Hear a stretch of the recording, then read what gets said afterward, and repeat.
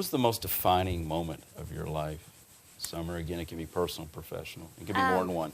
Well, I would say that it was probably a combination of the two, personal and professional, just because my professional life has bled in Sure. into my personal life. But when I moved home from college, I said that I would move home for about 4 months and help out the family business. And I had plans to, kind of move on with my life. And my grandfather called me up one day and said that he wanted to have lunch with me. And I thought he just wanted to have lunch, and he really sat me down and had a very difficult conversation. He said, I'm not going to, beat around the bush. Your grandmother's very sick. Your father's dying, and the store needs you. And, I'm not going to tell you what to do, but, I think you know what you should do. And that was really the most defining moment of my life, just because that kind of changed the entire, trajectory of my career. So. And I brought some pictures as well of your father. I want you to talk about him for a moment, because I know he's had an unbelievable impact on your life. Yeah. This was him, I think, in the 1970s. Is that correct?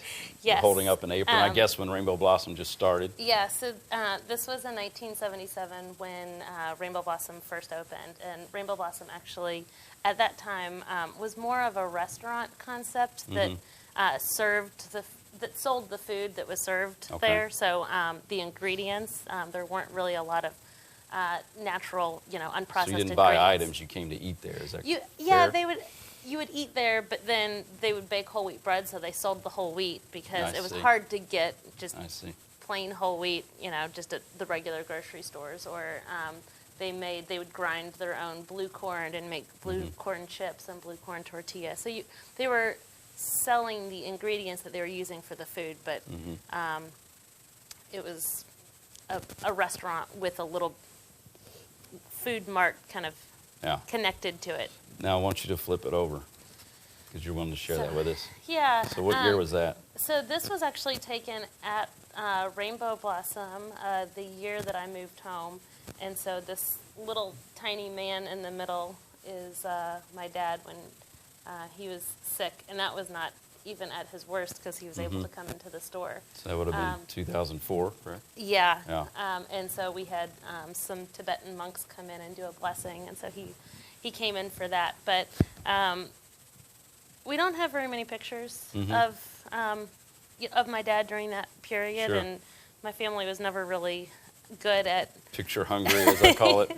Picture happy. Yeah. We were never very good about documenting things. And Sure. I had a conversation with my mom a couple days ago when about photos, and she said, sometimes, I think that, I wish that I had pictures, from the 60s and 70s, because, we were so in the moment about be here now, but 40 years later, I really wish I had some pictures to Well, I want you to look at. share these two quickly with the audience. I'll take that from you. Sure.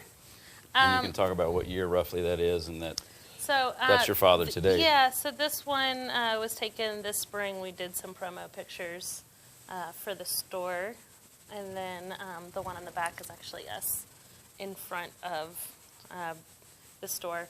And this one actually for me is particularly interesting because it's in front of the newly remodeled St. Matthew's store. And so that was probably very symbolic because they put a lot of time and energy into building the store in 1999, and so there was a lot of... well, the reason I wanted you to tell the journey of your father, I know he's not being interviewed today, but they started the business. I think it's a testament. There's a leadership gene going on in the family, and I just wanted to share that with the audience. So it's pretty phenomenal. Thank you for sharing that.